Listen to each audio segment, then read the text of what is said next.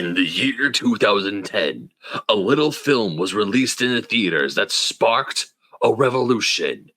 One name was chanted throughout the world in a cult classic, Scott Pilgrim versus the World.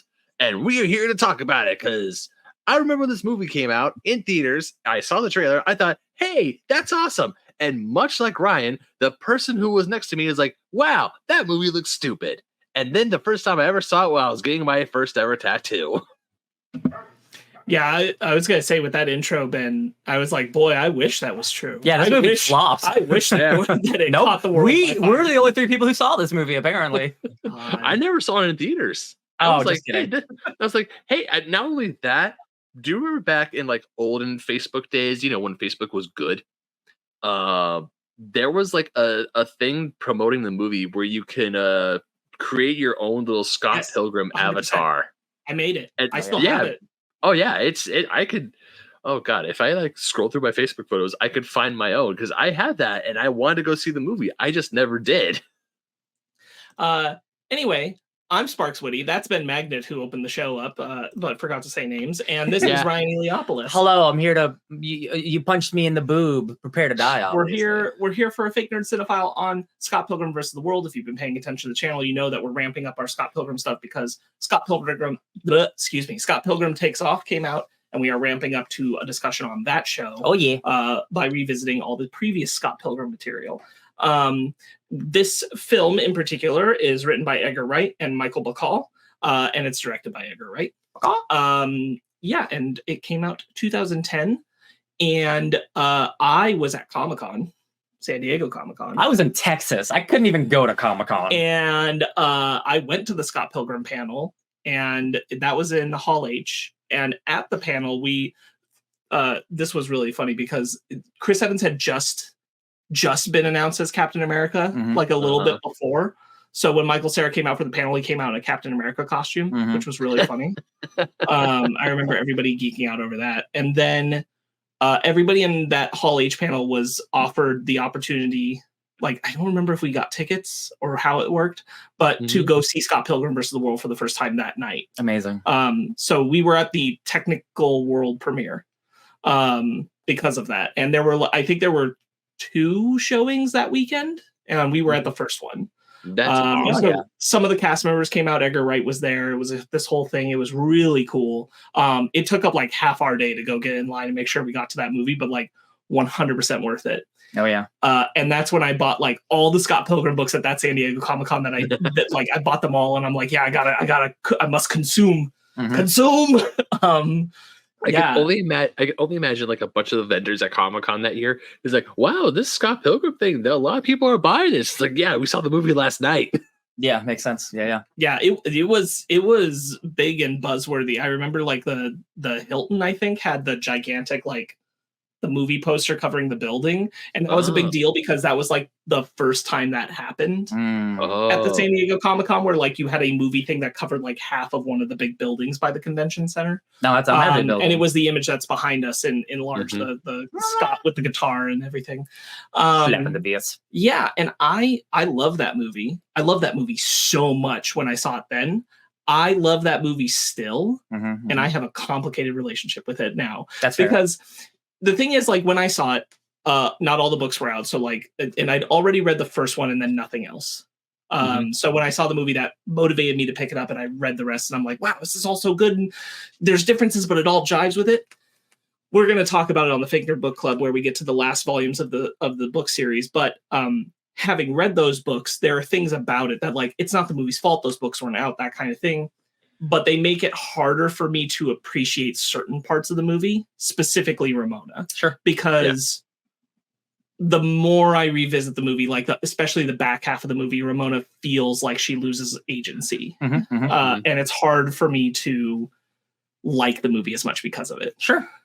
Even though I think I love that movie. Yeah. I love the movie. I have no complicated feelings because I haven't read those last volumes of the book. This is just a great movie to me. And having only read volumes 1 and 2, I've read more than the first 2 volumes, but this was like a long time ago, so I might as well not have read it because my memory is shitty. But man, seeing this movie like we were talking before the show, like I saw this my senior year of high school. Ben, you saw it like, you know, the year after, like when, or you're 1 year older than me, so like your freshman year of college. So like this was like a formative movie for me, man. Like good.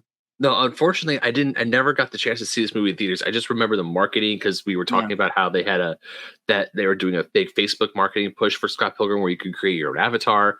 And I wanted to see the movie, but I never did. I finally did see it 2 years later.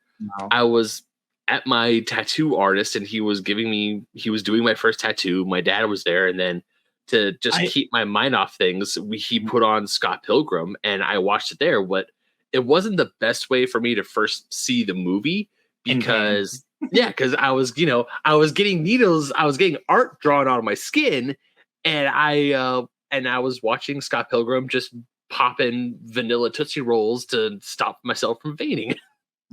When I got my tattoo, when I got my tattoo, Killer Clowns from Outer Space was playing on the television, and I'm like approximating that experience to your experience watching Scott Pilgrim. And I'm like, that's such a terrible way to like step in and see this movie, and it's so hard. It's also a fun movie. It is. It's hard, but like it's not a way that you would want to experience Scott Pilgrim. No. Right. And it's so hard for me to imagine, even though I understand that like Ben pre this time period, like coming out of high school, Ben kind of you hit a little bit of your nerd stuff. Oh yeah. So, but like, it's so hard for me to imagine you, Ben, when the trailer comes out and Scott in the trailer says, they're like, "What are you gonna do, Scott?" And he's like, "I'm getting a life," and he grabs the 1-Up life. And that you didn't go, "I have to see this movie immediately." Yeah. It's so hard for me to wrap my head around. Yeah. I was living at Cal State Northridge. I didn't have my own transportation. I didn't have my car, or I didn't have my motorcycle up at school with me my freshman year. Why? I don't know. I think oh no, I do remember why. It's because someone gave me the wrong information on how much a parking pass was for a vehicle. And I'm like, I don't have that kind of money. So I just kept it at home. And I was like, if I need to go somewhere, I'll just beg someone to one of the biggest scams of college, making you pay to park there. Yeah, I know. And I was living on campus, which was even worse. Yeah.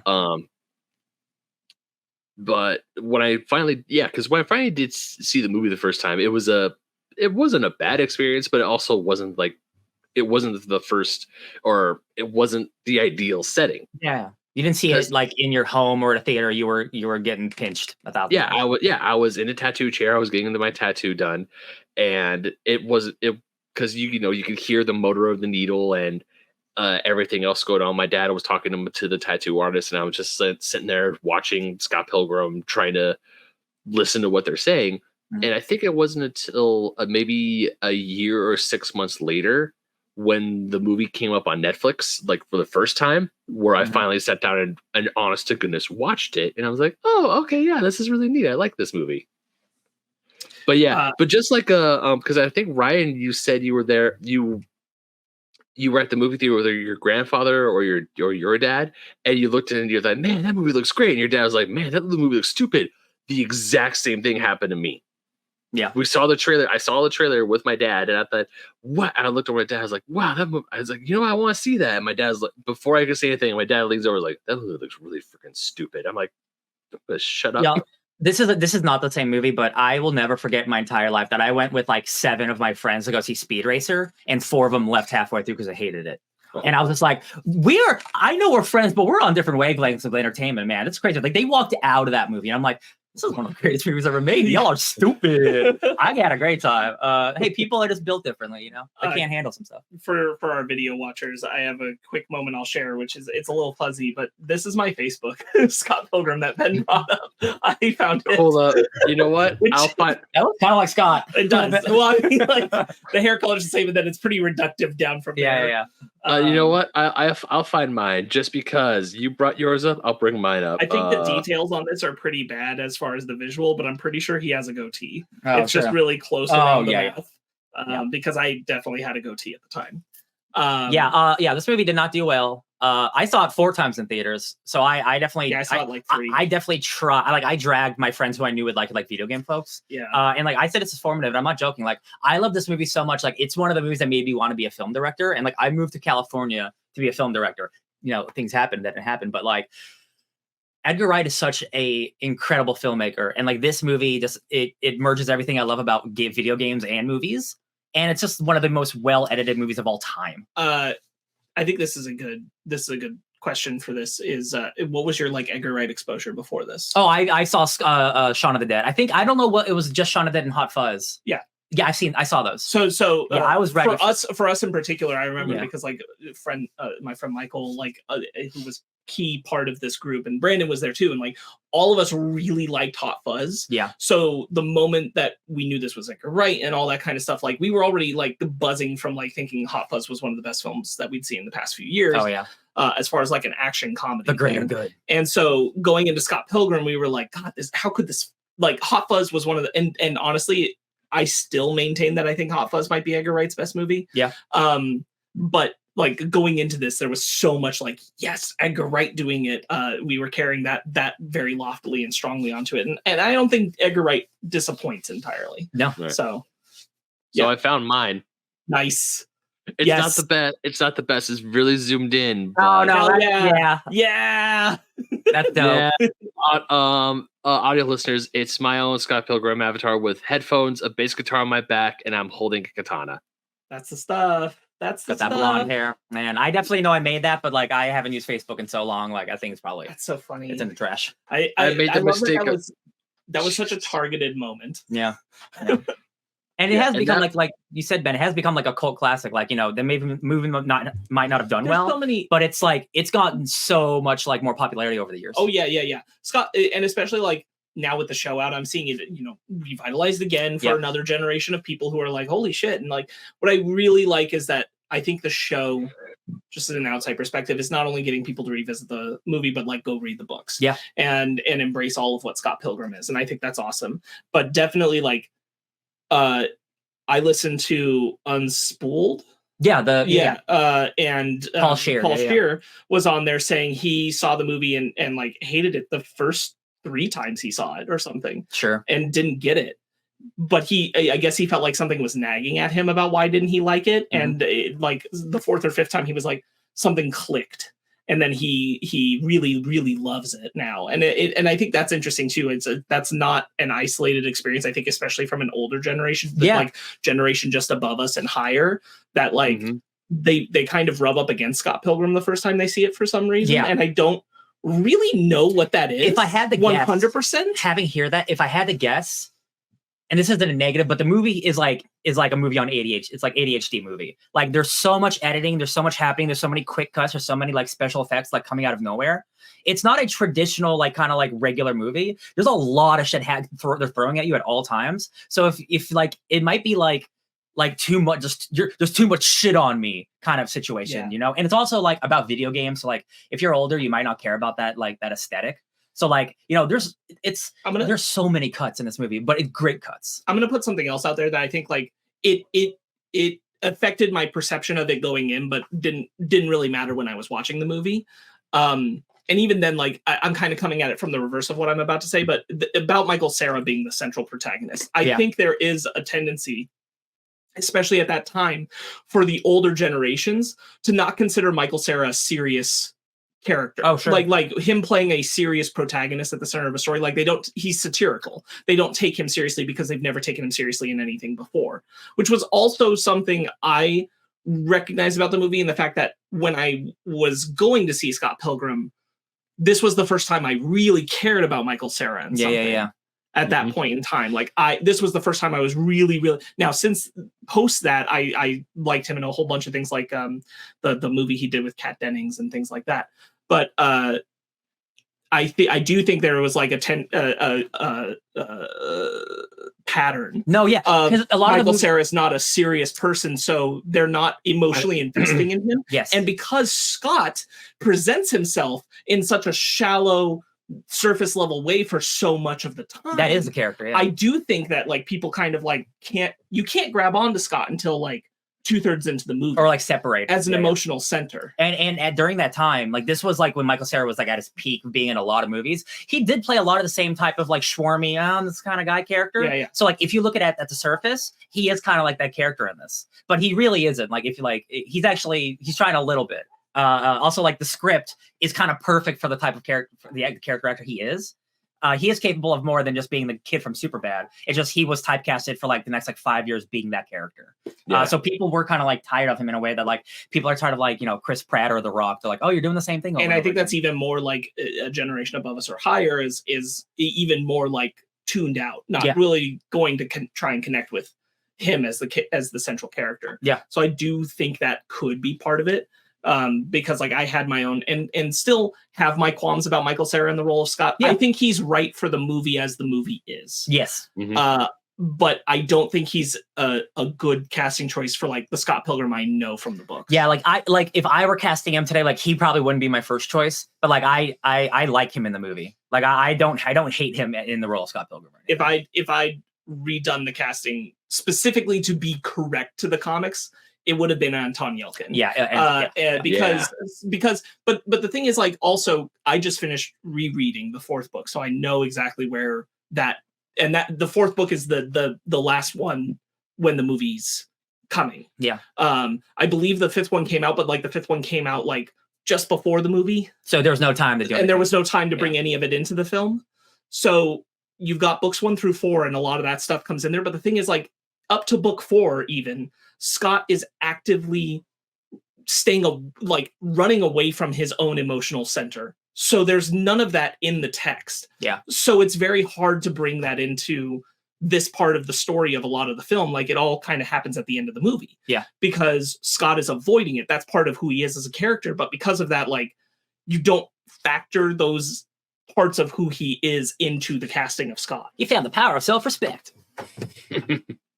Yo, man, let's continue with the casting before we get into like the plot, which you know, if you're watching this, you've probably seen Scott Pilgrim, or if you're not, you should check it out. It's good. Besides Scott, who I do like, I think the casting in this movie is exceptional, man. Like, I love everybody in this movie, whether it's Superman, Captain America, the kid from Marvel, Captain Marvel. Yeah, like everybody rules in this movie. Romano, Katara. Who?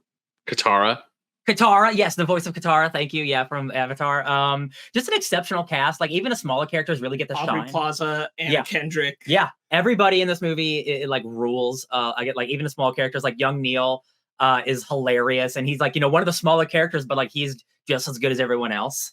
Love it. I think the casting is like so good. This is the other thing about it, because like while I would say Michael Cera is miscast from the books, I wouldn't say that about pretty much anybody else in the cast. So it's like, I don't know. It's weird when I feel like it's a little off with the main character, but then like everybody else, except for the Katsunagi twins, which is its own thing. They're not even characters. They're not the characters from the comics, and that's its own thing. Again, their book was not out. So it is what it is. But outside of that, it's really, really pristine casting. And Michael Cera has great chemistry with everyone too. Like he works well with everybody, and everyone works well with him. Like, it's just like it feels like very seamless and like effortless the way that all these characters talk to each other, especially with how sharp the script is. It's just like, damn, this is so good, and everyone's like timing, especially for like comedy timing is so hard. But like Edgar Wright is like a genius when it comes to this kind of stuff. So like, especially again coming from Shaun of the Dead and Hot Fuzz, like this is his quote unquote like biggest movie at the time. And it shines. And like this movie took over a year to edit. And I'm like, yeah, it shows, man. This is like an actual comic book come to life. It's incredible. It's incredible. Edgar Wright's such a cool person because just real quick on the comment on the edit thing, for like the next, like, still to this day to an extent, but like for the next like 5 years after Scott Pilgrim becomes available on Blu-ray, he just like holds little contests and encourages people to like make their own edits of like music videos or trailers. And he's like, this is the kind of shit I would like to do when I was at home, which really explains a lot about Edgar Wright as a director. Where he would take like VHS reels and things, and he would stitch things together to create a different narrative of what he wanted, or make something that does go to music. He really likes music video trailer kind of stuff. And so he'd encourage like Scott Pilgrim fans to do it with Scott Pilgrim. Like, he's like, I want to see what you do. And I remember specifically there was a whole contest of like, he offered like 7 tracks, I think, and one went to each X. And he's like, go ahead and mix your own version of a little thing of the film. I love that about this, and like the different stories people would create. And he was like really connected with the fans about it. It's just like there's so much that he gravitated towards in the making of this movie. Yeah. That meant a lot to him. It's really striking. When I moved to California, 12 years ago at this point, there's a great little theater called the New Beverly Cinema. And they would hold monthly Scott Pilgrim at midnight showings, and Edgar Wright would show up to them. And I went to 2 of those hoping he would be there. I didn't go just because he was going to be there, because also Scott Pilgrim is there, but like, he loves this movie too. Like, he's so proud of this movie, and I think he deserves to be, because like, this really is like really something special and cool, especially if like, in terms of adaptations, yes, like some of the comic book stuff wasn't out, so he couldn't adapt, that wasn't there. Yeah. But in terms of being a comic book, like a movie, this is one of the best. Absolutely. Yes. Yeah. Oh yeah. It's just a great movie and also an adaptation. No, I have to keep reminding myself, and also talking with you guys, because when I was watching it, I honest to goodness, I kind of forgot, because one of my criticisms of the movie when I was watching it last night was, yeah, they didn't really adapt. Like, there's a really central scene in book 3, or no, in like book 4, book 5, and 6 especially, but then it's like, oh wait, of course they didn't know, because the books weren't out yet. Yeah. I could only assume Bryan Lee O'Malley is like, this is how the story ends, and they just had to go off of it from there. And I have to keep reminding myself that the books weren't finished when the movie came out, because I didn't know that, because when I saw the movie the first time, I just thought, oh, okay. And then when I did finally read the books years later, I was like, huh. And when I rewatched the movie, I was like, huh. But I still agree that the way that this movie adapts the volumes that it did get a hold of is fantastic. It's almost like, even when I was watching the movie, I was like, wow, this is like beat for beat when I was reading the book. And for some reason, I loved it. Not for some reason, but when I was, because you know how there are times where you're watching an adaptation of something, and if it's really, really rare that Scott Pilgrim can do things where it's beat for beat, but it's beat for beat and it's a good thing. And some other times it has to be a little bit different, because, shorter time frame, we don't have 6 volumes of books to go through. But with other projects, they're like, oh, we're going to do this beat for beat, and people hate it. And then there are other times where it's like, oh, we're going to adapt this, but change it up a little bit. And people, it's this weird amalgamation. It's this weird, like, secret sauce that is really hard to nail, but Edgar Wright did nail it. It's because it's Bryan Lee O'Malley. Like, his script is basically like most of this movie is just the script from the comic, but it's obviously kind of truncated, because you're trying to tell like 4 volumes of a comic in 2 hours. And it's one of those things where, like, to the movies, like, what hurts the film is you can feel that bump. Is that the pacing of the film itself changes? Yeah. When you hit we are out of the comic material. Yeah. Things slow down. They shift in how they're focusing on who. It just, like, the movie's clipping along at such a clear, brisk pace, covering all the characters, hitting all these beats, like really playing on itself. Yeah. Through about 2/3 of the movie, and then just a bit after you finish the confrontation with Roxy, you kind of lose the thread, just a little bit. Not to an extent where, like, the movie becomes garbage or something like that, but you feel the change. Like, the style kind of loses a little bit of its. He's not trying to replicate any of the visual language of Bryan Lee O'Malley anymore directly. Now he's trying to kind of manifest it in his own improvisational way, which he does a good job with. He still finds ways to, like, use elements visually that are from the other books to tell parts of the third act. For example, a really great example is the elevator bit when Scott goes down. The elevator bit is actually a reference to a visual in the 4th volume when Scott and Wallace go to talk to their landlord. And he does, and Bryan Lee O'Malley did the same visual with the elevator. So he's using that there, and he finds ways to bring O'Malley's visual language back. But it's very clear when you're watching it, if you're familiar with the books, where it's like the break happens and Edgar Wright kind of has to guide it on his own now. For me, like, because like I like the ending a lot, the ending fight and Gideon stuff. It really is just that like there's like that 20 minutes before we get to the Gideon fight. It's the Katinagi twins, and like that's when it feels like it just kind of becomes a regular movie instead of like the quick, smart, fast editing, because like the only characters that don't get any real like attention are the twins. And like we don't need like an extra half hour. We only need a couple minutes to establish who they are and what they have with Ramona. They don't do any of that.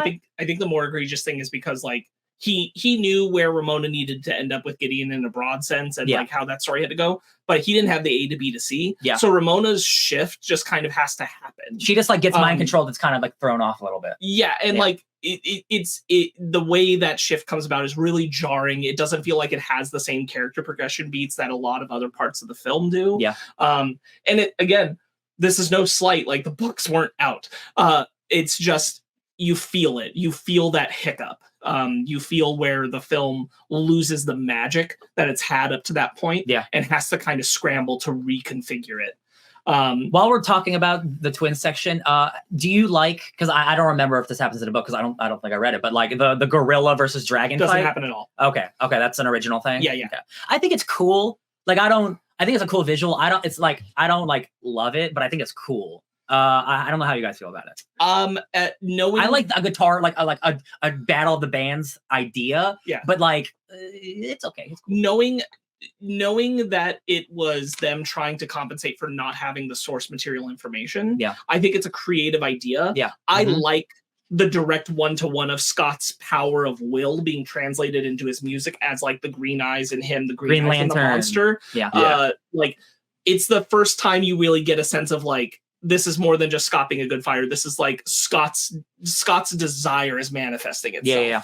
And that as an interpretation, I think is really cool. I had a sick ass fan made t-shirt that was like promoting the concert of the Battle of the Bands, and it's like got the art of the monster like holding the dragons. And I still have that shirt somewhere, and that's sick as hell. So I think like the visualization art of it is cool. Yeah. It's the circumstances around it, like in a text sense. And I'm like, this doesn't jive with me the same way. Like it's just missing the guidance of Bryan Lee O'Malley's writing. Like Edgar Wright and Michael Bacall are doing did I say that right? Is it Michael or Martin? They're doing a great job with what they have. Yeah. Michael Bacall. To interpret and adapt, but like it's not saying like, oh, they're not creative or anything, but like Bryan Lee O'Malley's writing is what makes Scott Pilgrim great. Like it just is. Like 2/3 of this movie is his words just reinterpreted, adapted, and strung together in a different way to tell the story. Absolutely. But it's his bits, it's his stuff expanded on. So you feel when like you're trying to copy that style and copy those characters, but you don't have his material. Yeah. And that's just really hard. Like I don't envy them. I think they do the best they can. And again, it doesn't feel like the movie like suddenly dips into like, holy shit, it just like took a sharp downturn into bad. It's just like, oh, we did drop down just a grade. Like you can feel that like small dip of like the writing is just not where it was. It's like the only time to that point. Yeah, it's like the only time the movie doesn't feel like it's moving like really fast, and not in a negative way, but like it is like, yo, we're turning through stuff. It's really fast. Like you're keeping up with this, and then we kind of like, let's sit down for a moment. Like, but I didn't want to sit down. And here's the thing, and like it's a bummer, and like this ties into one of my other problems with the film, and like I fully acknowledge it is a problem that comes from familiarization with the books that were not out. But because I am familiar with the books and because I've read them, and like whenever I revisit the film post reading them, this is where I hiccup on. The Negascott stuff. That would be the thing you slow down on. If you had to slow down, if they had the knowledge of what Bryan Lee O'Malley was doing with Scott and the Negascott, that is the time where you could slow down the pace of the movie, because that is Scott confronting his own emotional interiority. And that is Scott having to come to terms with who he is and what he wants inside, and like all the things he's been running away from up to that point in the books, in the movie. But because they didn't have that, they'd have to do this kind of like thing where like we also have to address the Katyanagi twins because they are part of the Evil Exes. So we have to do this real quick. And it's a bummer. It doesn't have the source to know what to do with Scott confronting his emotionality. And so what you end up with, then again, a qualm, if reading the books, is the way Negascott is handled makes total sense if you've read Volume 4. The way Negascott shows up at the end makes total sense if you've read Volume 4 because of the way that he's utilized at the very end of that book. they pretty much had no other knowledge about what he was or what he meant. So their way of having fun with that and being like, cool, here it is, Nega Scott, that's cool and all. It would have been, I lament, it's nobody's fault. I just lament that we couldn't get Michael Cera getting to do Scott confronting what is his emotional core that he's been denying and running away from. As interpreted through the Nega Scott. I do think it's a good joke. Like, oh, he's a cool guy, we're gonna get brunch. But it does feel like there was like a missed opportunity to be like, yo, like you can talk to yourself and all the negative things about yourself, and you can like sort through it. But like by the end of that, like the movie's over. So like it would feel almost like an epilogue that like I get why they did it. And I feel like, real quick, Ben, I feel like it underlines what you and I talked about when we watched this movie the last time, which is that like Scott just kind of after he dies fighting Gideon, collapses and gets like, maybe you shouldn't have been fighting for me, and it's like, all right, Scott's all better, and I'm like, okay. He doesn't feel like he goes on the journey he needed for the things he comes back to the fight with Gideon with, to say like, Kim, I treated you badly, and blah blah blah blah blah, and all the stuff he throws out there. It's you feel the whiplash of like the movie racing to catch up to its finale. That's true. Yeah. Because as you were saying, having prior knowledge is also having prior knowledge, reading the books after seeing the movie and knowing and getting those 2 volumes with the whole story of Scott Pilgrim, but in book form, complete and ready to go. When I was watching it, I don't want to say I think it's like there's a way to air quotes improve the movie, because once again, I still really enjoy the movie. I think the movie is fun. It's great. But then I could not help but think about other pivotal scenes in volumes 5 and 6. Like Lisa, for example, the scene with Lisa where Scott talks to her, and there's this whole thing with her, with Lisa. I was like, man, that could have been like a really good thing to put in, or even more scenes with Ramona, because in books, I think issue 5, volume 5, we also see more of Ramona's faults. Because for a good chunk of the book, it's just like her. And even though she does kind of touch upon it in the movie, like where she says, look, I was doing things. I was the bad bitch. Like the second Todd walked down the hall, I dumped Lucas and went with Todd and all this other stuff. But in the books, it's expanded on more. You see more of her own vulnerabilities and how Ramona isn't 100% the greatest. And it's really hard, because it's not hard, but it's one of those things. It's like, man, there could have been so much more, but I 100% get and understand that they didn't have that when they made the movie. Right. And even thinking about it more, I was like, maybe if we could stretch it, because the movie is just under 2 hours. I don't know if pushing this film to be a 2:30 film, if they had a volume 7 and 6, would have made it better or not, but sorry, I'm spinning my wheels here. No, you're fine. Real quick, if I know you want to respond to that. I don't think this movie needs to be 2 hours and 30 minutes. You could have this be still about a 2-hour movie and just like flesh out the Cuddy Nugget twins a little bit more, or just give a little more emotional resolution at the end of the movie. Yeah. Not everything needs to be an epic or anything. I'll say if the books were out, I'm sure Edgar Wright would have gone for it. Yeah. I think it would have been about a 2-hour film, because he would have wanted to incorporate the stuff. And really feel like he fleshed out all the parts of the world. You brought up Lisa, and I did want to comment that like this is something where I think they made a really good decision. Lisa is someone they knew about. She's in book 4. She's a prominent part of it. And they made, I think, the correct decision to cut her. Because for the film purposes, Lisa doesn't need to be there. For the film purposes, she's an important character. Don't get me wrong. But for the film purposes, dropped. For the film purposes, she would clutter up what's going on in the dynamics of the character. Yeah. And that would be someone who I would absolutely cut, especially because like you can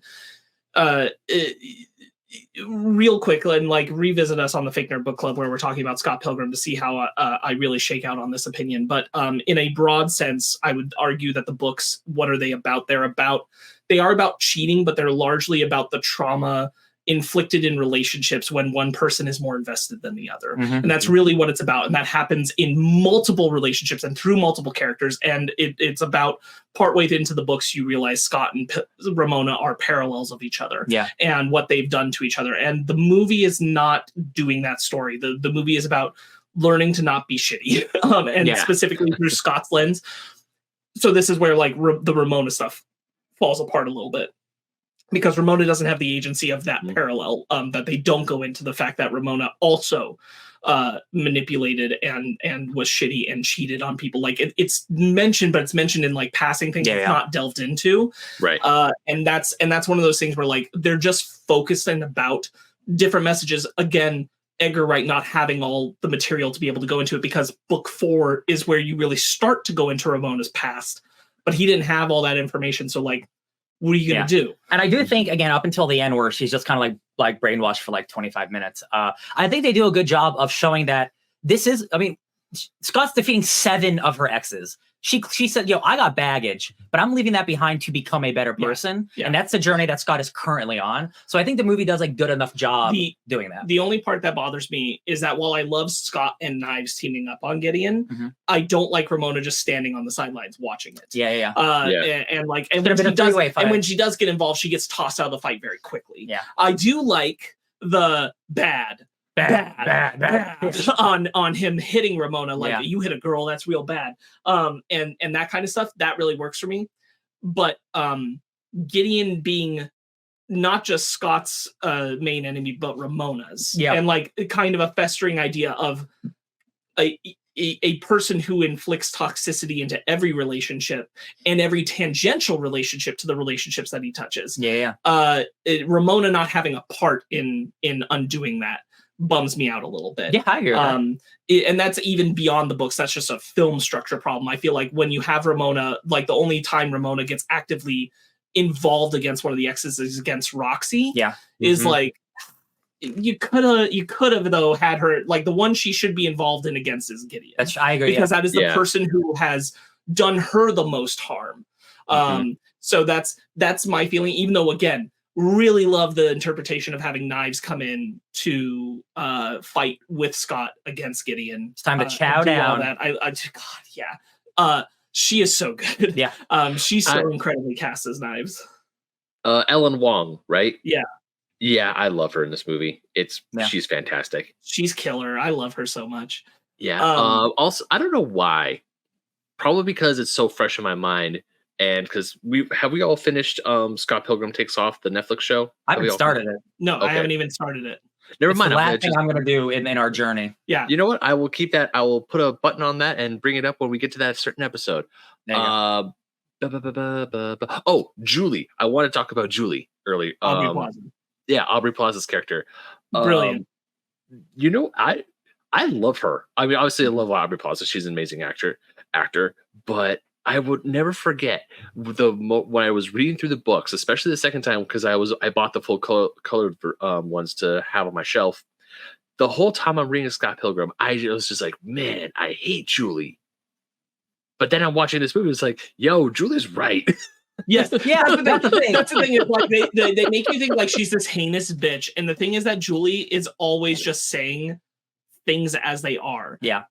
Like she's just like, no, you're being like she has just no patience, and she recognizes and no filter. She recognizes who Scott is, and she recognizes what he does, and like she's also a little bit of a fake person. You get like the Clash of Demon Head, where she just wants to get on her friends like good shit back. But like, I really like Aubrey Plaza, and I love that like the movie continues that interpretation where like Scott's like, God, she's just like a bitch for no reason. And it's like, no, there's a good reason. Like you're a huge piece of shit, Scott, and she calls you on it. He's the only one willing to not placate you. Yeah. The second when I was watching the movie last night, and he's on he's in the phone booth, he's calling his sister, and she's like, I'm about to leave. He's like, he just turns around and walks in. Funny bit. I love that. It's like he doesn't just walk in and talk to his sister. He calls her first and then goes inside the coffee shop. And Julie turns around and goes, "What the boop?" I also like what they do with her mouth. And Scott's like, "How are you doing that with your mouth?" And then his sister is outside, like doing the same ponytail. Sorry, I gotta go. Like, just clever writing, clever editing. Like, it's just good shit. The meta usage, which is obviously in the books that Edgar Wright and them translate over to film versions, like you said, with the censoring, things like that. It's all done really, really well. Yeah. My favorite Julie line, real quick, but sorry. And then he continued, like, she's like, "Are you gonna be busy later? Babysitting." I'm like, fuck, oh god. Oh, Scott didn't like that one. Or even the first time when Julie shows up, I was like, but she works at the coffee shop. But then later I was like, is there anywhere you don't work? It's like, oh, okay, that's cool.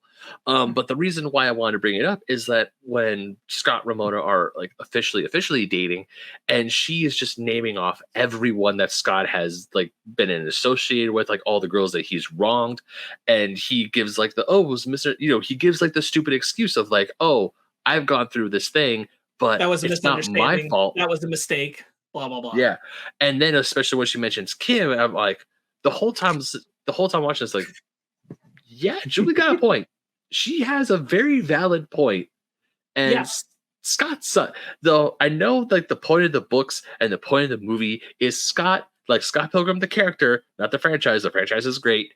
Yeah, Scott sucks. Yeah.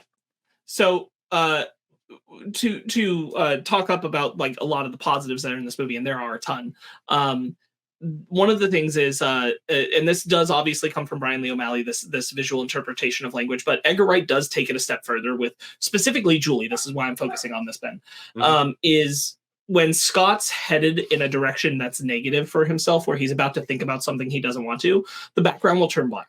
Like that almost always happens, that he starts like the background will turn black, and that might be him going into a dream sequence where he feels alone or that kind of thing, but it'll transition in black.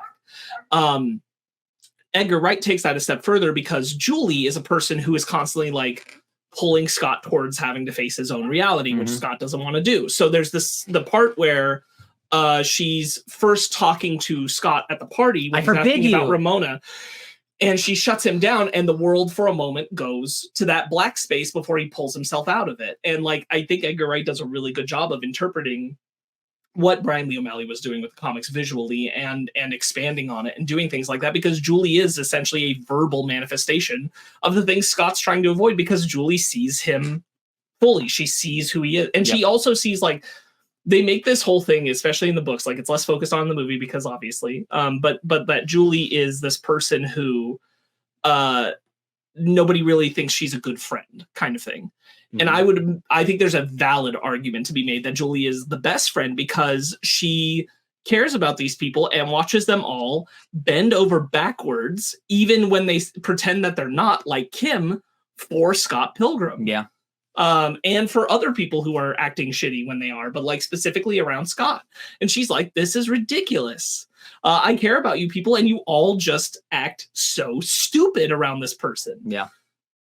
That's a good point. Yep. Yeah, Aubrey Plaza's perfectly cast. She kills it. Yeah. So does Anna Kendrick.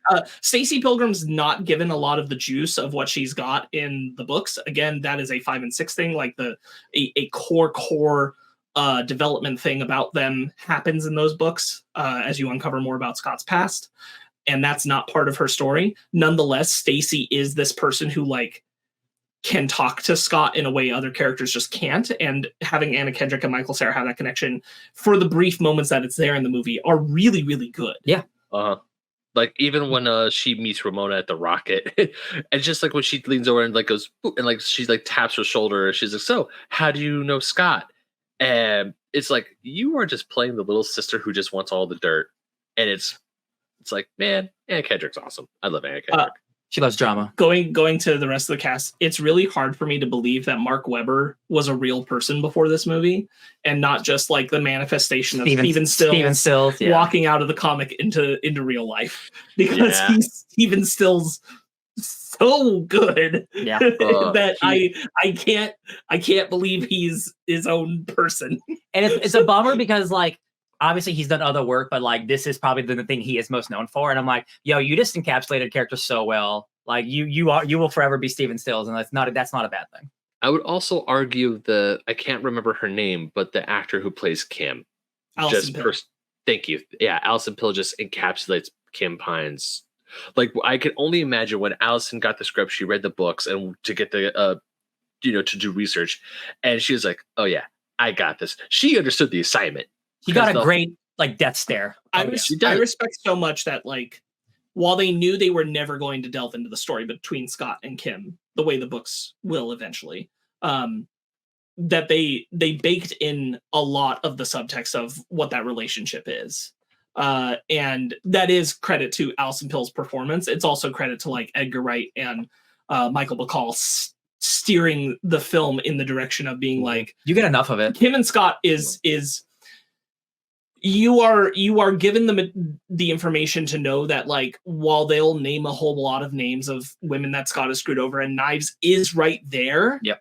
The most important relationship that Scott had before Envy was Kim. And like the information is quite clearly there about what that mark left on both of them. Yeah. And like, again, it's saying something about Kim that Kim will absolutely hate Scott, but she's here. And she won't leave. Yeah. She won't leave after she watches him do this to other people. Because she has that same like Knives thing about he's a piece of shit and also I can't stop loving him. Yeah. Yeah. God, Knives is so good in this movie. Yeah. You know who also kills in this movie? Chris Evans, Captain America. Hell yeah. God, I like I want him to play characters like this all the time.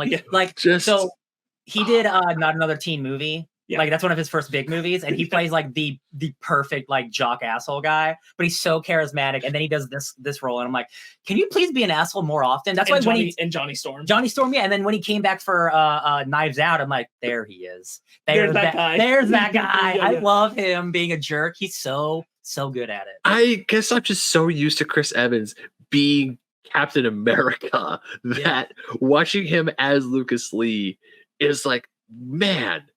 This is just, or even when he was the asshole in Knives Out, I was like, man, because I'm just so now baked in that when I see Chris Evans in anything, I'm just like, you're like a nice person. I want to have a beer and just talk with this guy. And then I watch Scott Pilgrim, and I'm like, no, this guy sucks. Not Chris Evans. I don't know Chris Evans personally, obviously, but it's like, man, just like the way he exudes like this douchebag skater turned actor energy.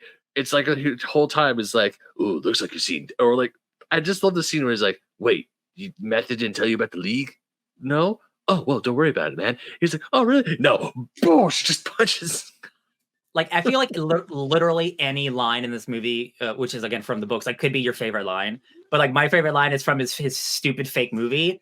The next two clicks you're gonna hear is me hanging up the phone and then me pulling the trigger. To the credit of Chris Evans and his Lucas Lee, he's probably outside of Gideon because they didn't have that. Yeah. He's probably the one they provide the most new dialogue for because they really take him in a different direction. That's true. No, you're right. You're right. Fit with Chris Evans. So I like him more in the movie than the book, to be honest. A lot of his lines here are totally different from the ones in the book. The lines that will happen around him of like Scott, Ramona, and Wallace and all that, those are usually from the book. But he himself, almost all of his bits are bits created for Chris Evans as Lucas Lee, which is just a different interpretation. Yeah, he's a ton of fun. He's goofy as hell. It also has probably my favorite fight with all his stunt dudes. And they all have his voice. What can I say? I'm nothing without my stunt team. Yeah, they literally had him dub over for the stunt team. So when he asked them for coffee, they're all like, no, thanks, I'm good. Incredible. Again, like all the fights in this movie are dope and are like really like anime video game looking, but like this one specifically, just really well choreographed. A bunch of dudes who look like Chris Evans, just like, and props to Michael Cera for doing some of the stunts. He obviously doesn't get thrown into a castle or anything, but like that dude's like throwing some punches and throwing some skateboard hits, and I'm like, damn, like this is some good stuff. Yeah, he's getting beat around. Yeah, for sure. Yeah, I think Chris Evans's Lucas Lee is a really bright spot in the film. He's so a ton of fun to watch. And I do think like part of what's a bummer about every Evil X after Todd on the way up to Gideon, and even Roxy suffers from this to an extent, because Roxy's story is really, really changed up from what's going on in the comics to make it kind of more comical than it is in the books. Like even as they are talking about like Ramona kind of treating her like a throwaway, they're doing it in a way where it's more fun. They don't want to think on it for too long, which is just not who she is in the books. And then, of course, the Katayanagi twins and all that. The Evil X's kind of go down like the excitement and entertainment of enjoying them after Todd. And that part that does suffer just a little bit in the structure of the film. Yeah, because again, I like we've said before, like I like all the stuff, like all the negatives we've made. Like I still like that stuff. It just isn't to the caliber the rest of the movie is. And like giving it as much like respect, not respect, but it's like they're trying to do their own thing when they don't have the material, and it's just unfortunately it's just like it's not up to snuff. Which it's fine. The thing is that I will swing back that the other way on this and also say that even in the books, I think Todd Ingram and Matthew Patel are two of the best Evil X's, and Lucas Lee to an extent, but really, like you said, I like the Chris Evans version here more. Todd rules in all forms. Todd rules in all forms, and like every Evil X, even the Katayanagi twins in the books, like they are not as cool by comparison, especially as like part of it is like when you're starting the film and the books, you are learning more and getting more engaged about the Evil X's themselves. When we get to later with the Evil X's, it's more about them bringing out things about Scott and Ramona. Yeah. And that happens in the books, that happens in the film. And I don't think that's a bad thing, but it does mean like the personalities of the first ones are more striking than the later ones. That makes sense, yeah. Todd, Brandon Routh, Todd, brilliant. Yeah, I love Todd. I love Todd so much. No vegan powers. Basically, being vegan just makes you better than other people. Duh. The second Scott tricks him into drinking half and half, and then the vegan cops show up. Yeah, I milk and eggs, bitch. God. Thomas Jane. And seeing that, out the high five. Yeah. I love it. It's just so funny. Or even when they're like, "It's got milk and eggs, bitch." God, it's so good. And it's like they have there's their fingers as their guns, and then it's like de-veganizing Ray. Pew.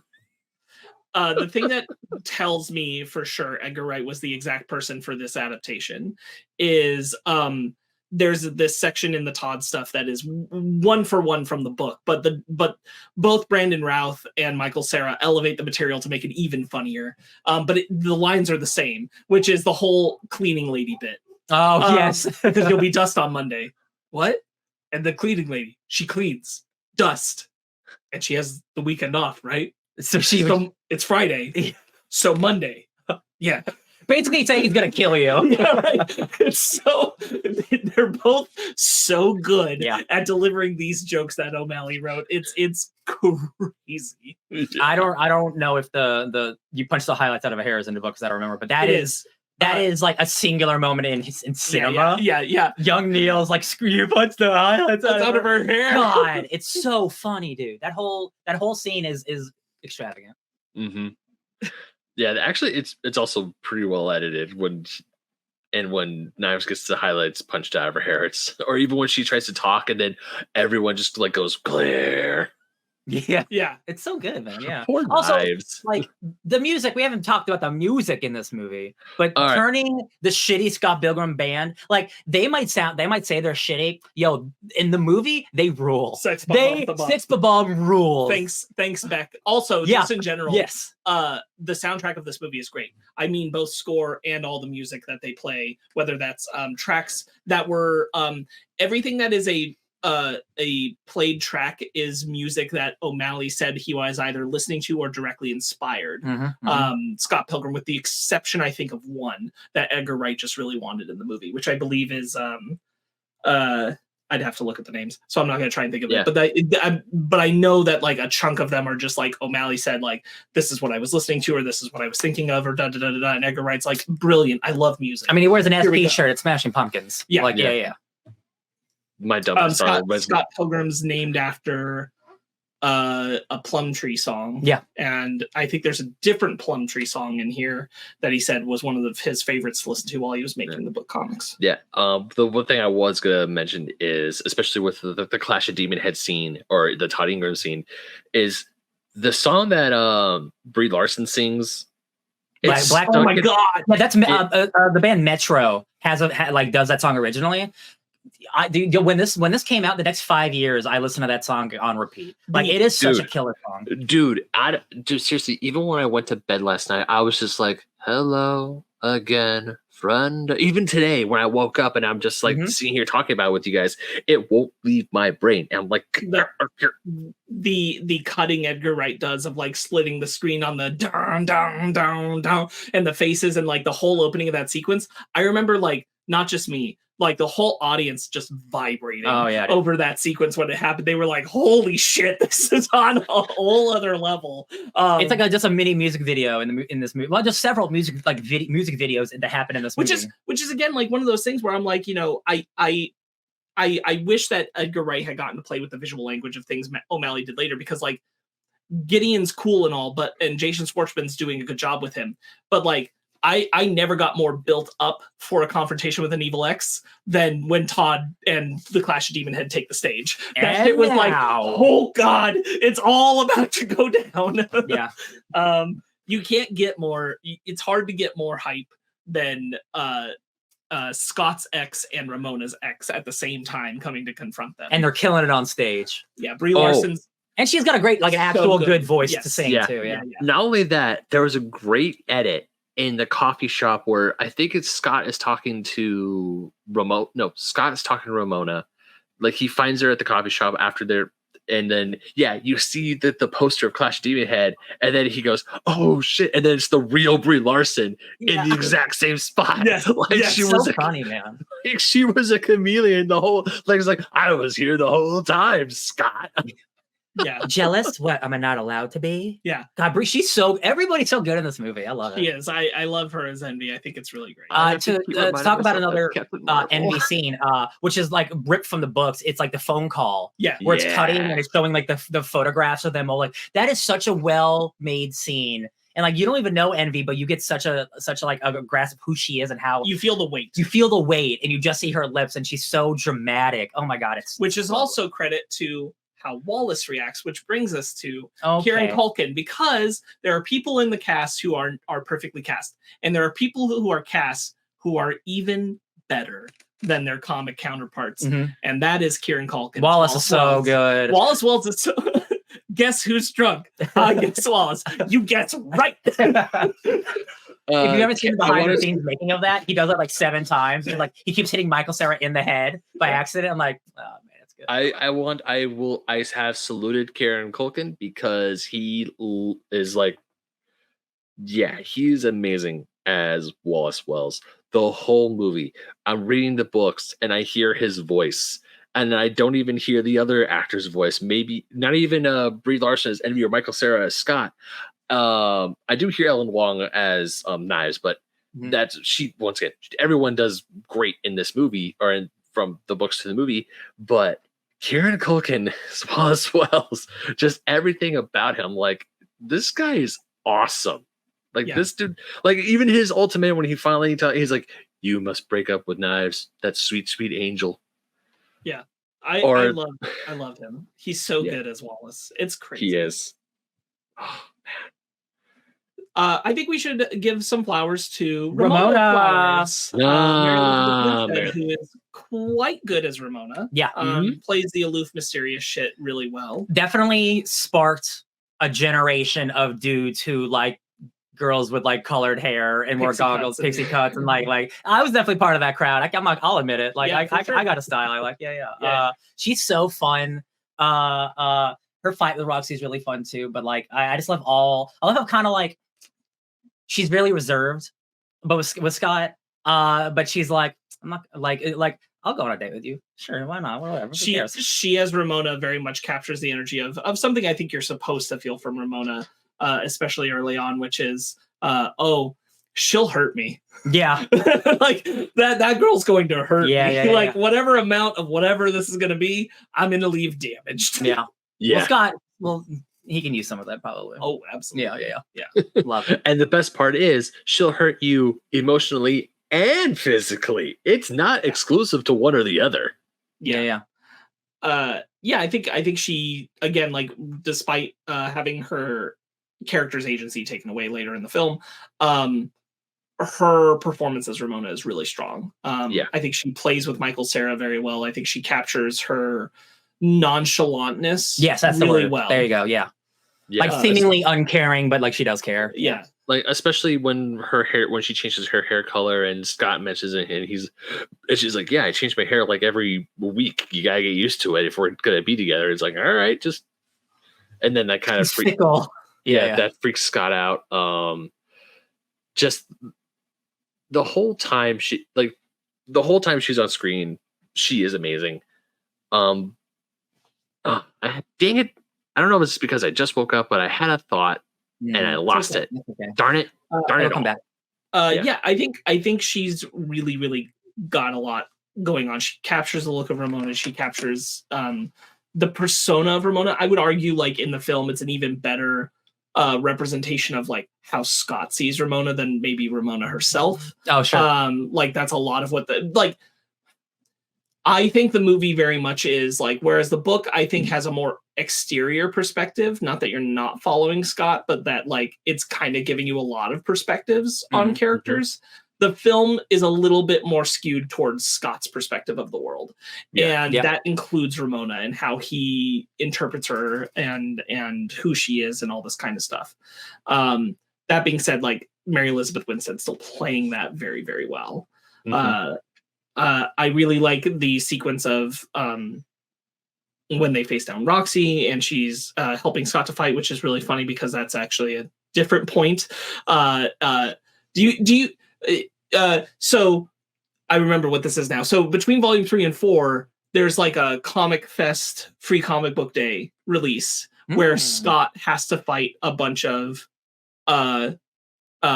young celebrity girls that come out of posters. And that is the bit, that free comic book day little thing is the bit where Ramona gets behind Scott and teaches him to fight. Okay. And there's a whole thing like we'll talk about in the books like what this was relevant to, but I think it's really funny that like that isn't even in the core volumes. It's in this little side story where Ramona does that bit where she gets behind Scott and throws his fists and legs around. They interpreted that into the scene with Roxy. I can't punch a girl. They're soft. Also, the leg touch belongs to Envy, not to Roxy. Oh. Well, there you go. You learned something there. But still, I think they find a way to like utilize that to keep like the story and the momentum of what the movie is doing kind of going forward in a way that works. Yeah. Yeah. I really like her. I like our Roxy as well. Yeah. For her brief appearances. Next time, I'll be deadly serious. Next time. What? Never mind. Smoke bomb. I'd love to catch that rain check, sugar, or whatever. God, yeah, like yeah. I love. Matthew Patel's the first X. He's not in the movie a lot, but like having seen the movie, you know, without any other context, and like it turns into like a Bollywood number for a hot second. And I'm like, I didn't really like. I know the trailers had like video game stuff, but I wasn't sure what this movie was, and that really puts you in a gear of what type of movie this is. And then he has like cool goth chicks pop up magic and shooting fireballs, and I'm like, this is wild shit. What am I watching? It's so cool. None of that. Crash of the Boys just die. Yes. So sad. Yeah, like when Scott's fighting Matthew, they get blown up, and you see the skulls. I was like, oh shit, they died. Yeah, that sucks. Crash. And that's how Sex Bomb wins. It's so funny. Matthew Patel's just it's 1-to-1 from the comic, and the reason it's 1-to-1 is because Bryan Lee O'Malley nailed the introduction of like the concept of the evil X's. Matthew Patel is the first one, all that kind of stuff. There was no need to change what was already perfected. Yeah. And I think they do it really well. Satya Baba, who plays Matthew Patel, does a really good job. Yeah. I think he's a great adaptation of the brief appearance of that evil X and does everything he needs to, and it all lands. This is a good time to also mention, like, I really appreciate the film using Bryan Lee O'Malley's illustrations for things the flashbacks that Ramona tells. Yes. Or like when Scott's when the narrator, the haircut, when the narrator, which is Bill Hader, is talking about Scott's haircut and showing like Bryan Lee O'Malley's artistic interpretations. That's also really cool. I love that kind of stuff. The video game graphics effects that they do, like when Matthew Patel comes in and they blocks him and does the KO, boom, the text artifacts, all that kind of stuff. Very well realized sound effects. There's a bunch of Sonic the Hedgehog sound effects in this. There's Mario. There's all kinds of things. I caught them all. Yeah. Yeah, It's a perfect blend of just so many different like mediums put together, and it's lovely. Yeah. it really is. There's a love for music, a love for video games, a love for film, a love for anime. Yeah. Is all and comics is all just like here. It's all just poured into this one movie, which makes it such a fantastically unique experience. Yeah. Mm-hmm. And it's oh, go ahead, man. No. I was just gonna extrapolate on the point about how, especially with the video game sounds and the video game aesthetic, it's very much ingrained. Like if you hear it, or if you're not listening to it, it's not like a Ready Player One or even a Mario movie where you're constantly trying to find is like, where are the Easter eggs? Where's the little references of like, hey, I know that thing. It's so organic that if you hear like the spin dash or the jump sound or just like a little bling, like when Scott got his life for, it's like, where have I heard? It's more of a where have I heard that before, and not of a ooh, there's the thing. I love that you brought that up, Ben, because I do think like this is the antithesis to Ready Player One, in the sense of like whether it's the book, we're talking the book or the movie. Ready Player One is all about like filling it up with things that'll make you go, I know that thing, I remember that thing, that kind of thing. And this is so much born out of I was inspired by these things and I pay tribute. And like that is all it is like these are the things that I made me want to make this, or yada yada yada.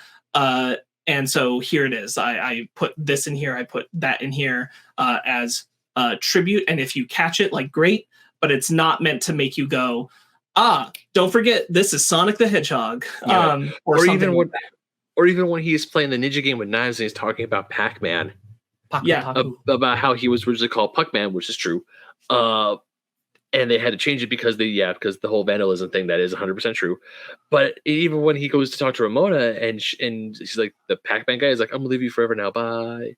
It's one of those things where you just go, man, it was a nice touch. It wasn't like this is like actual. It wasn't shoving it in your face like Ready Player One does, or by extent the Mario movie does.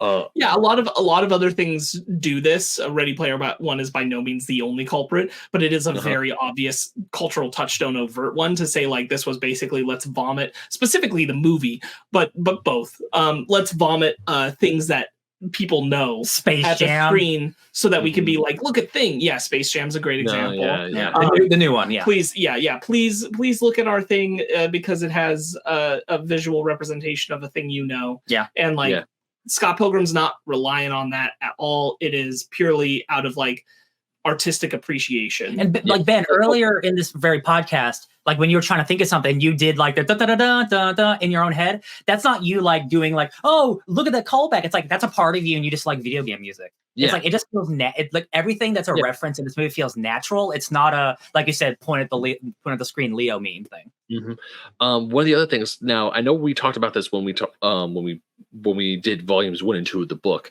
but one of the we were talking about going on to video game music and video game references and things that are subtle. They're not like point and look. Like when I was first reading the book and Scott's first band was named Sonic and Knuckles, I love that. Or even later on in the book, it's like, hey, it's Kid Chameleon. As someone who knows Sega games, it's like, hey, yes, I do recognize those games, but you don't have to know them. They're not an integral part. It's a very fun thing that, like Brian, you just said, I was doing the Final Fantasy music earlier. I just really, really like that thing. Yeah. And Bryan Lee O'Malley does the same thing. He's like, yeah, I'm going to have Scott's band in his very first band in the book be called Sonic and Knuckles, but it's not going to be like this whole thing. Or even in the, just to spoil a scene of the first episode, when Scott talks to Ramona for the first time, he talks about how Jaleel White voiced Sonic in 2 different cartoons. Mm-hmm. And it's like, that is a really cool thing that they did, and then but they don't. They just leave it at that. Yeah, it's not, and it's very organic, and I think that's one of the things that also I also like endear this movie for even more is that the video game references and the video game stuff, both in the movie and in the books, are very organic. It's like they pay tribute in not a notice me senpai, but in a this is something that was very integral to my life, and that's what I'm going to go with. Absolutely, yeah. Rains coins when people die. Love it. Man, I just isn't I just even love enough how for the buzz. I'll I give just you the love how 15-cent. Relax. no, not only that, but the score goes up, which is always fun. But also, like every time he beats someone up, it just rains coins. And one of my favorite scenes is after he gets he uses his extra life and goes back in time. Essentially, he goes, "Your hair looks stupid," and he goes, "Ooh," and he just turns into coin. It's like That's I pretty good. cast vicious mockery. Yeah, 100%. Yeah.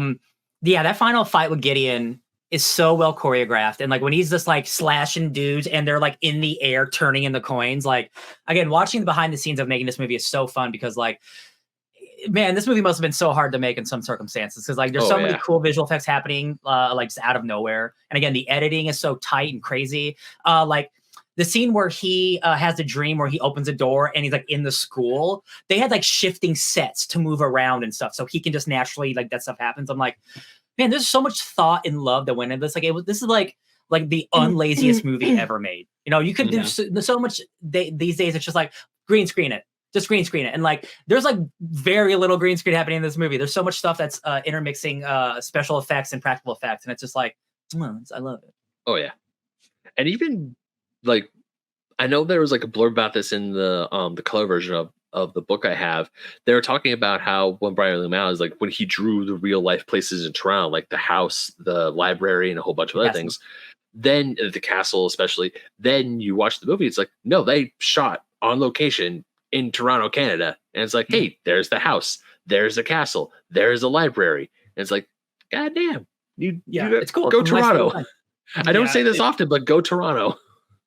Scott Pilgrim versus the World as a film is one of the best, if not the best, like comic adaptation interpretations, like bringing it to life. Yeah, visually, what you read in the book is what you see in the movie. You know, again, like without counting the things that they couldn't account for. Right. Just like you're saying, where they go, the locations, the looks, the costuming, the designs, they're all correct. They're all spot on to exactly what the books were doing. Yeah. And that's wild. Yeah. And to somewhat start wrapping it up, we wouldn't be having this conversation unless that new TV show came out. And I honestly, I figured we would get another Scott Pilgrim thing soon. I didn't think it would be this soon, to be honest. Like, and I know like 13 years, Jesus Christ, is a long time, but like nobody saw this movie. Like really, this movie flopped, and this movie was not cheap. I mean, it was like, it's not an Avengers level movie, but this movie like was expensive for Edgar Wright, right? So like the fact that like we're getting an anime adaptation that's not just a direct adaptation, it is a also new thing, is really cool, and it's bringing so many people to this franchise, whether it's the movie or the books. It's like, yeah, man, Scott Pilgrim rules. Yeah, it's such a cool book, and it's not just about it's not just a comic. It's about like, yo, people can be better. Like we can be better people, and you have to like go with Scott on this journey from asshole to basically hero. And like that's really cool to have like this perspective as like a big franchise. Yeah. I don't know if we'll ever see a better edited film in our lifetime. Yeah, like, for real. In terms of like pacing and like what it's doing, like to its purpose, I just don't know if it'll ever happen. Like the thing is, like, you needed not just Edgar Wright as the director, you needed your entire crew of cinematographers, your editors, to be on the same wavelength, the same line of what they were chasing to do with this movie, to have gotten it like this. It's such a vibe. It's such a Scott Pilgrim versus the World is special because Scott Pilgrim versus the World stands apart from everything else. There's no movie like it in the world. Yeah, there isn't. There's nothing that captures this same energy. You know that what? Captures the same humor and like performance of its cast, music, mixing of its graphics, mixing of its visual language, both in a what the camera is doing, how it is placed, how the transitions are designed. Nothing does it like that. The only movie that I've ever seen that actually comes close, but it's not as good as a movie. I know what you're gonna say. Ang Lee's Hulk. Yes, Ang Lee's Hulk. Hell yeah! Is also a movie that I think it's not the greatest movie, but it deserves a lot more flowers than it gets for visual stuff. Yes, that 100%. Movie also took over a year in editing because that movie is a comic book brought to life. There was paneling happening all the time. They're switching things. There are comic book pages that appear randomly in the movie. Like that's a movie that tried to be different, but it's also like it's a Hulk that doesn't really fight a lot. So like people didn't like that movie, but I think that movie is considerably cooler and better than people give it credit for. Yeah. But Scott Pilgrim is definitely better than. But like That's like Ang Lee's this movie's so hard to Lee's movies like this are Hulk. so hard to make. Ang Lee's Hulk is definitely a movie that I need to get a rewatch because I only saw the movie once on Stars and I was bored out of my mind. But I was also watching it with the general zeitgeist of the movie being it's a bad movie. And I'm like, oh, it couldn't be that bad. And then I'm like, oh no, it really is that bad. You were all right. Now it's like if you meet the movie on its level, I think it's pretty cool. Yeah. Also, now that I know, I think with movies like Scott Pilgrim and movies like Hulk and with a bunch of other things, I feel like watching them again as you're older is worth it because you get to see more. Like the thing with Julie I mentioned earlier. When I read the books and when I first saw the movie, I thought, man, Julie she is a total mega bitch. She sucks. I don't like her, and she's causing all these problems. And now that I'm an adult, not only rereading now that I'm older, I've grown, I've experienced more of life. Rereading these books and rewatching this movie, I was like, no. I mean, yes, there are parts in the books where Julie does suck, and she isn't a good person. But it doesn't mean she's not a good friend and where she'll call you out on your bullshit. And even that scene where she's straight up calling out Scott on all the girls he screwed over. I'm like, yeah, no, I'm on Julie's side here. Scott does suck. He is a horrible person, but that doesn't mean he can't grow. That's the whole thing with the movie and of the books is that you can grow to be a better person. Yeah. In terms of what we were just mentioning, like, I do feel like part of that hitch we were talking about earlier, it does happen because like the amount of work visually that you have to do before you start filming something to know the layout of how you're going to like these multiple panel sequences we talk about. For example, the bit where Scott goes on the bus after breaking up with Knives and you have all the separate pieces moving of Knives and him on the bus and feeling bad. And then Ramona comes up and he feels good. All that kind of stuff. You have to see all that, have it structured out before you go film so you know exactly what you're trying to do to get it to the edit to make it look right. And that's a lot easier when you have the guiding template of Bryan Lee O'Malley's comics. But like once you get to that point, I respect what they tried to do nonetheless. Like there's the whole sequence where this is me purely praising like the film structure because they didn't have anything to base this off of. But when they do all the shots, we talked about this when we were watching it, of Jason Schwartzman as Gideon getting kicked or punched in the face and just layering them over each other and all these like bam, pow, pow, pow, pow, pow, pow, pow, pow, like all the hits. Like it keeps that kind of like the flair of it. Like there are attempts to like try and capture it and like kudos to them for like all the work. It takes so much work to have to do that. And without the guiding hand of O'Malley's work, like they have to structure all that in advance and hope that they're getting what they want correctly. Yeah. And that's such a challenge. There's another franchise that had this similar problem where they had enough material, then at the end they didn't have the material anymore. It's called Game of Thrones. Yeah, I was going to mention it, Game of Thrones, y'all. They had like one of the best book series ever, and then they realized like, oh, we're not actually good at this at all. We need George, and luckily Edgar Wright is a better filmmaker and writer, so like he's able to get through it to the end. This is I feel. Go ahead, Ben. No, I was just gonna say one of a line I thought of that was just like really funny. I'm pretty sure it's not in the books, so at least I don't remember it being in the books. Was, do you know how long it took to get all the excess information? Like 2 hours. Yeah, it's a good one. You're right. That's a good one. I did want to talk about like Jason Schwartzman's Gideon is pretty much in a movie invention. Like there's very little between them in character personality that is the same as the comic one that we'll talk about when we get there. But he still works as I think he works. This is again like the movies thing. I think he works better here as the foil to Scott than he does to Ramona, but he works really well as the foil to Scott. Yeah. Like he feels like the bad reflection of Scott, just the nigga Scott's purpose. But like he feels like that. He feels like this like, boy, if Scott runs wild out of control, this is what he's going to become kind of idea. And like, there is an amount of that in the books. I don't mean to discredit that, but there's other personal stuff going on there. I think that Jason Schwartzman does a good job of being that. I think he's a good, as like a chemistry partnership, he's a good antithesis to Michael Cera. Those two actors play off as opposing dynamics really well. I think that they do a really smart creative decision. I know that they're fast tracking the arc, but like to have Scott do the whole bit where he goes after Gideon and gets the power of Love Sword, which is from book 4, so was a reference to that, but then has to do it all again, comes back, I'm going to fight you for me, power of self-respect. Plus 7 balls. That is a cool interpretation that they are doing purely for the film at this point, that they're running with, trying to get the sense of the arc. And like, I love the shift that happens for a lot of different characters when Scott comes back again, like because of the things he says. He's like, you are no longer young Neil, you are just Neil. The band sounds way better with you. And then when Kim feels better about it, she's like, the shifted energy from like, we're here to sell out to we're here to watch Scott Pilgrim kick your teeth in. Really, really good. And really her little smile, like does so much. Like it's just such a little moment, but like she really feels like, oh, he's changed a little bit. It's great. Like it's nice. Yeah, I do want to, because I feel like we highlighted a lot where like the badness of not having the books, like where that got in the way of what they were doing, but like what's here is still good. And the reason it's good is because of a lot of these interpretations that they are making with that, like by flying by the seat of their pants.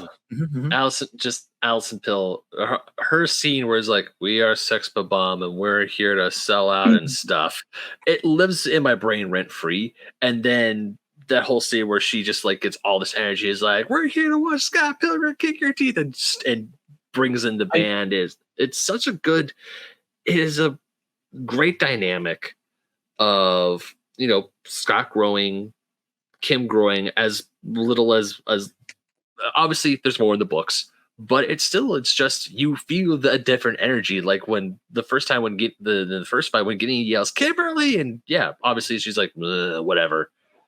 Or when there goes our deal, Steven says, we're still getting paid, right? There goes, he starts picking up the coins as much as he could, and Kim is just like, whatever.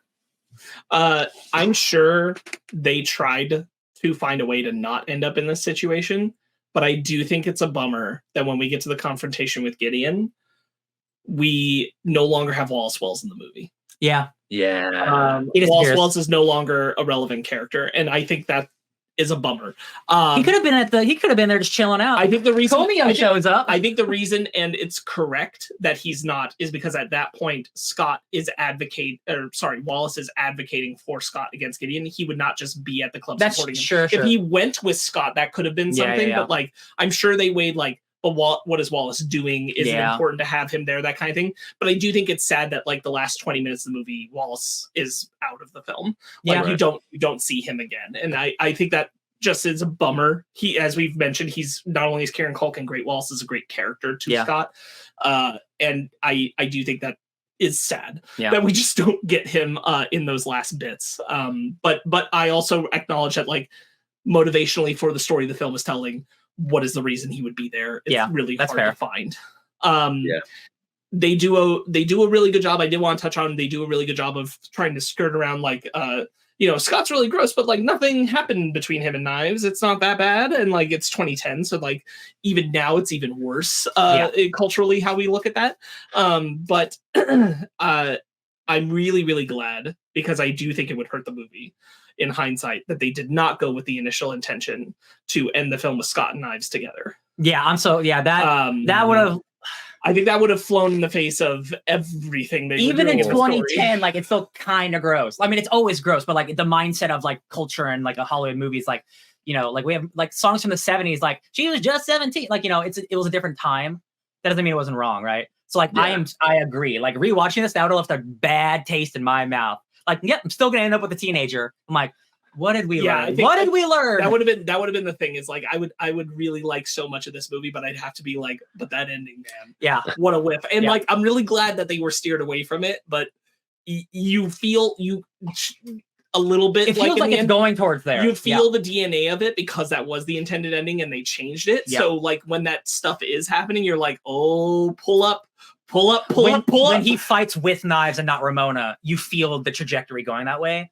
But like, again, Knives being such a great character, she's like, what have you been fighting for this whole time? Like, I'm too good for you anyway, bro. Go chase the girl you've been fighting for. I'm like, Knives, thank you. You've also learned. Don't date 20-year-olds. God. Love even it. even in the books too, Knives has an amazing ending in the books. Yes. But once again, that's the conversation for the books. But putting it in perspective, especially like we keep saying, take a shot whenever we said it. 5 and 6 weren't finished yet, and Knives' whole thing happens in volume 6. And Knives grows and she learns and she grows as a character, and it's like it's a really heartfelt. I mean, there's a moment before that where Scott is very like, where I just want to smack him around. But then Knives becomes the adult. Literally. Yes. I mean, literally and figuratively. She's like, no, I've grown. I'm over you. You were a thing in my life that, yes, it's important, but I need to move forward and do others and do other things. And it would have been bad for both characters if the movie left them in that place. It would show it would show a failure of growth on both their parts. That's like, it doesn't make sense. And I get it, because chemistry wise, Michael Cera and Ellen Wong are really fun together. Yeah. They really play off each other really well. In a acting chemistry sense, they're really a ton of fun to watch together. And Knives is a darling. I love her in this movie. Yeah. There is no world where the two of them should end up together by this movie, even beyond the age stuff. Like, yes, the age stuff, absolutely. That's a big reason to no, but also the hurt that Scott's not learning his lesson, and neither is Knives. From what happened if they get back together. Like, they're not growing as people. Like Sparkz, you were the one who, I believe you were the one who said earlier about how this whole movie is essentially you growing and learning to be a better person. Yes. And the books are the same way as well. You're growing, you're learning. It's like, yes, people make mistakes. That's part of growing up. That's part of life. You do things that you think are right, and then you have to deal with the consequences of your actions, but also you deal with the trauma that was left behind. Like, for example, Scott and Natalie, Envy. Especially because in the context of the movie, Knives only learns about the cheating at the end, which means that she's just learned about it. And the idea that she would go from that to being back together with Scott is incredibly weird. Like, it just absolutely doesn't work for me. Again, remove the age thing. Had she learned at the beginning of the movie, I'd at least find it like she's at least considered this and processed through something. But she just learns it at this fight with Gideon. Yeah. So it really, really doesn't work. And I'm really, really glad that they turned away from that ending, because it literally could have ruined the movie. It's true. I don't think that movie would be the darling it is if that's how it ended. And I think we would all have like a big, like, I love all these things, but a big but at the end of that sentence. Capitalized. And I think it would have weighed on Edgar Wright too, that it's like, we whiffed it on this one. And then the very end. And if people didn't like this movie as much, who knows? We might not have gotten that animated series. Right. Like if that movie's kind of cool, but the ending sucks. Like, it would not be in the same conversation. So like, good on them for changing that. I think there's. I don't know that the movie does all the work to justify like Scott and Ramona staying together at the end either, but it certainly feels more emotionally correct. And like, I do appreciate that they have like the way they write it with Scott and Ramona, and like him being like, I kind of just want to go the same direction you're going right now. It's not even saying they're getting together. Yeah. It's like, can we just kind of start again? Yeah. See where it goes. And like, you don't know what that's going to mean. But that's a way better place to end it. And I really like the continue 10 9 of like, do you want to keep this going and kind of thing, as like it feels like a really strong button to the movie that again, Scott and Ramona being put back at the core feels correct. And I wish Ramona were more involved in the Gideon stuff leading up to it to make that feel more emotionally resonant. Yeah. But it works. As is, it still works. Agree. 100%. Last thing I want to bring up, it's the very beginning of the movie. I just love the long hallway shot of when they start playing, and then like the cameras keep scooting back. So it's like they actually built a fucking long ass hallway. So like, and with the couch, and I'm like, oh man, this movie starts so strong. Oh my god, like there's so many things in this movie. Like every frame is a portrait. Like, it's great. Love it. Once upon a time, Scott Pilgrim was dating a high schooler. Like it's really, really good. It's just a really well cast, really well thought of, really well executed film, it's almost a perfect adaptation. Obviously, the only thing that keeps it short is the fact that not everything it could adapt was out. Yeah. But boy, is it high up there. And even in the things that it didn't have the material for, it understood the spirit of them. Yeah. And it was chasing them, and it might not like sing at a 10 out of 10 the whole time. Yeah. But the majority of it, absolutely. It's a spiritual 10 out of 10 for me. Yeah. I don't want to have this be like a big negative thing, because there are some problems with the movie. And like I said, we've been talking about it a lot, is that they didn't have 5 and 6.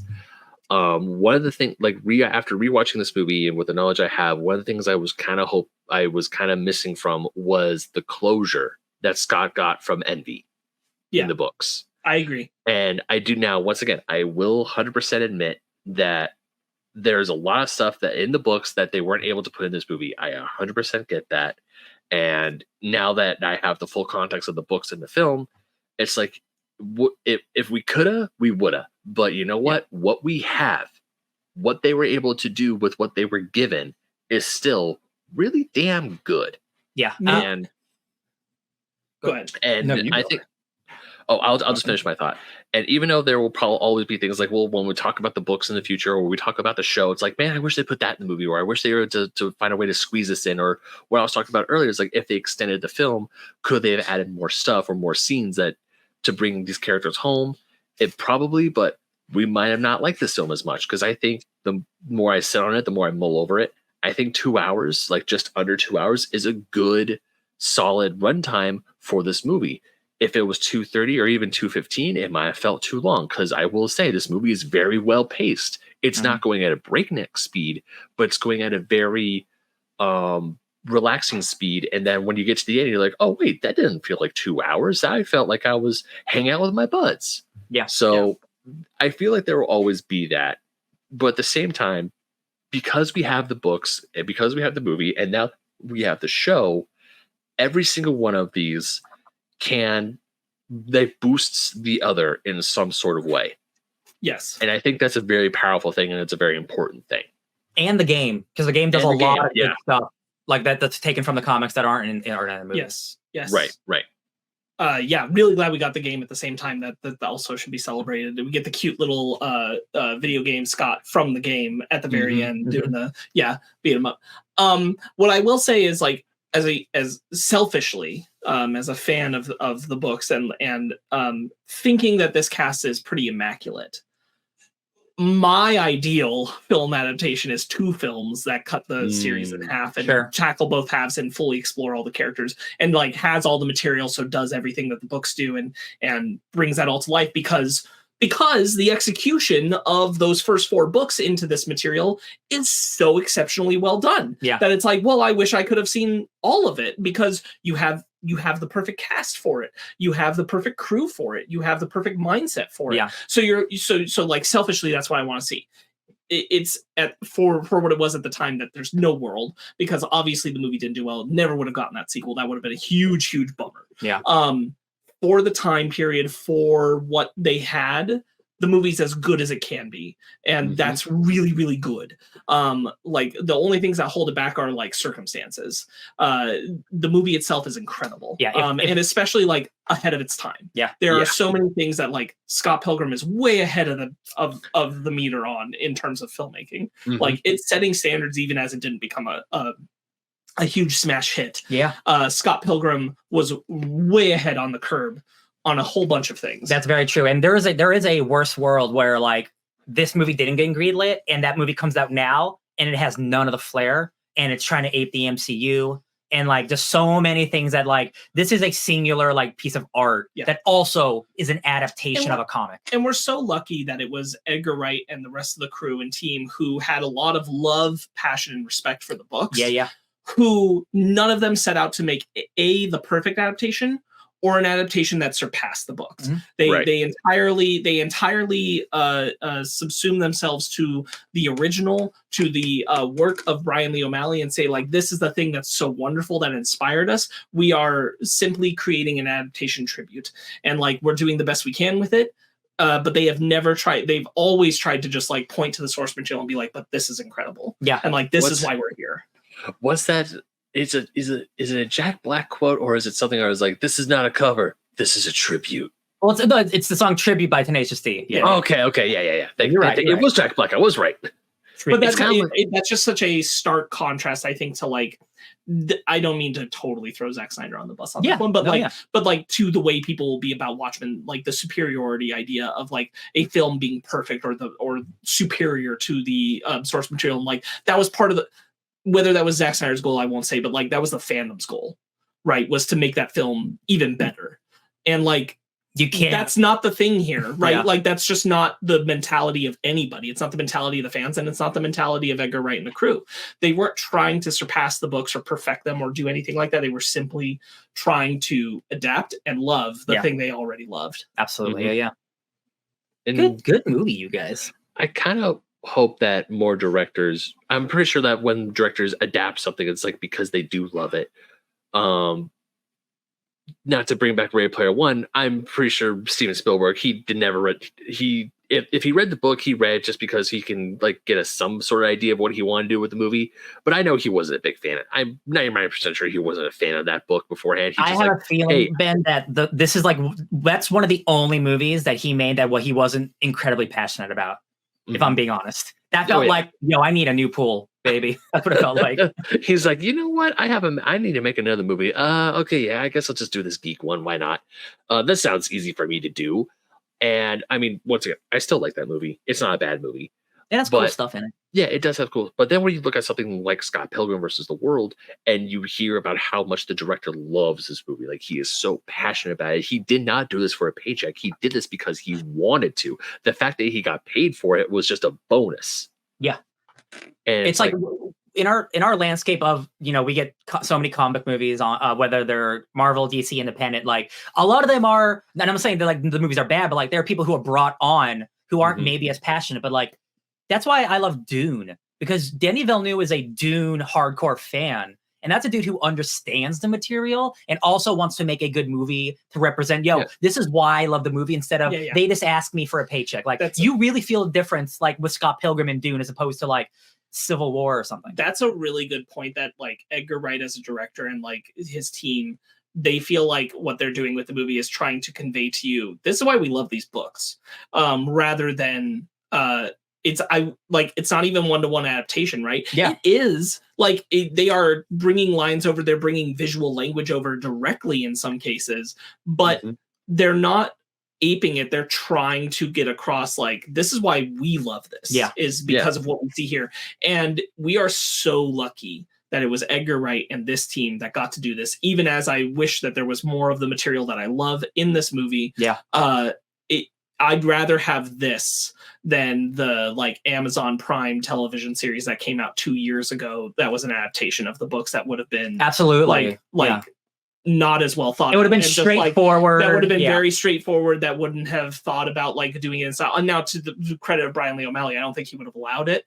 But the thing is like, we're so lucky that it was this special. And like this kind of thing in film adaptation of comics, let alone especially in like the culture that we've grown to be in the wake of the MCU, which this was still at the dawn of. We're so lucky that it got to be this. And by all accounts, again, having not seen the show, Ben, you have like the new show rocks apparently, and like all the character stuff that we might have been missing. Like I hear like Romano gets so much good stuff in that show. So like we actually like, it might not be again like directly adapting the books, but we are getting the spiritual like, this is what Scott Pilgrim feels like and it's about in animated form. So like it feels like we won again. We got to win again. And Bryan Lee O'Malley's involved. It is interesting that the entire cast from the movie is also the cast for the show, but like maybe that was what they needed to get the show made, which is fine. But that's incredible. Like having Edgar Wright involved, Bryan Lee O'Malley involved. Like we get to experience this again soon, and I'm excited about that show. And I'm so much Scott Pilgrim versus the World. I think it is a great example of like when we talk about like book adaptation and it favors the medium it's in and recognizes where its strengths are and doesn't try to.